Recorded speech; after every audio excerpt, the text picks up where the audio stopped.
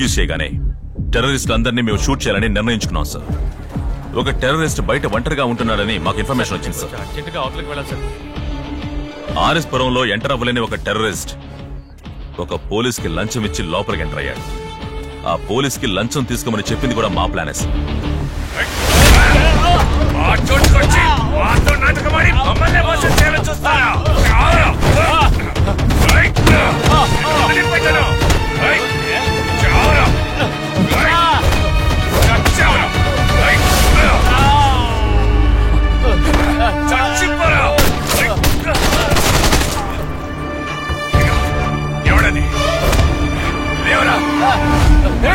पीछे जाओ, पीछे जाओ,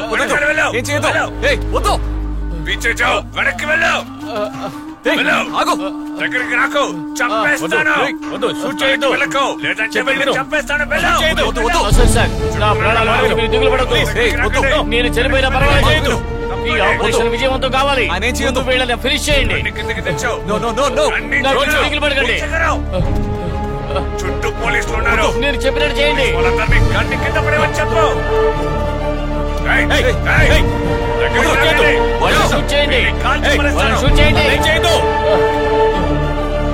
కింద పడేవని చెప్పు, గన్ని కింద పడే, కాల్ చేస్తాను, తలని బాగా కొడతాను, త్వరగా పడేయండి, అందరికి చెప్పు, వెంటనే గన్ని కింద పడేవని చెప్పు, గన్ని చెక్కర్, గన్ని చెక్కర్, చుట్టూ వాళ్ళందరినీ గన్ని పడేవని చెప్పు, గన్ని చెక్కరు, పోలీస్ వాళ్ళే అందరూ ఒకళ్ళ నటించి మమ్మల్ని మోసం చేశారు కదా, నేను కనీసం 10 మంది అయినా చంపేచేస్తాను, కింద పడేయండి, లేదంటే వీటిని కాల్ చేస్తాను.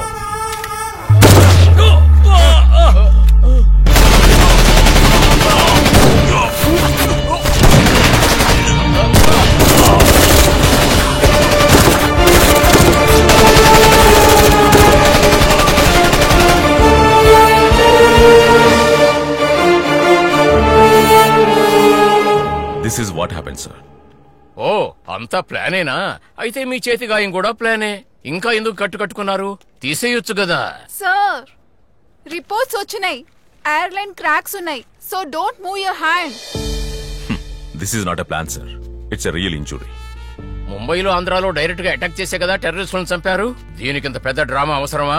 మీరు చెప్పిన ముంబై ఆపరేషన్ లో 250 మంది సివిలియన్ చనిపోయారు. ఆంధ్రాలో 55 మంది పిల్లలు, మసీదు దాడిలో 36 మంది చనిపోయారు. బట్ మా ఆపరేషన్ లో ఒక్క సివిలియన్ కూడా కోల్పోలేదు సార్. ఈ ప్లాన్ నాకు ముందే చెప్పుంటే ఈ ఆపరేషన్ కి నేను హెల్ప్ చేస్తుండేవాడిని కదా. మీరు హెల్ప్ చేసేవారు కాదు సార్, మొత్తాన్ని నాశనం. ఇబ్రహీం, సారీ సార్, మీ నోట్లో ఏ సిగరెట్ తాగదు sir. How dare you! Stop Santosh. ప్రశ్నలు వేయాలంటే రోజంతా వేస్తూనే ఉండొచ్చు, ఎంక్వైరీ కూడా చేయొచ్చు, ఇతన్ని సస్పెండ్ కూడా చేయొచ్చు. ఇంత పెద్ద ఆపరేషన్ ని సక్సెస్ చేశాడు, ఆయనకి మనం ఇవ్వాల్సిన గౌరవం.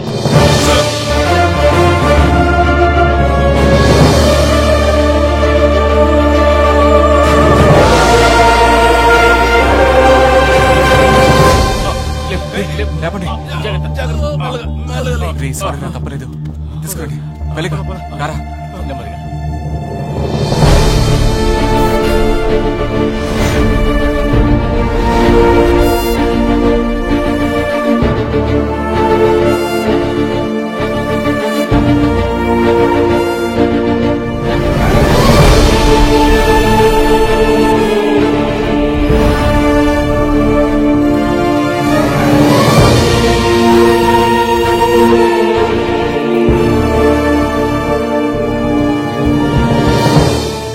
రొట్టెలు కాల్చడానికి వచ్చారా మీరు?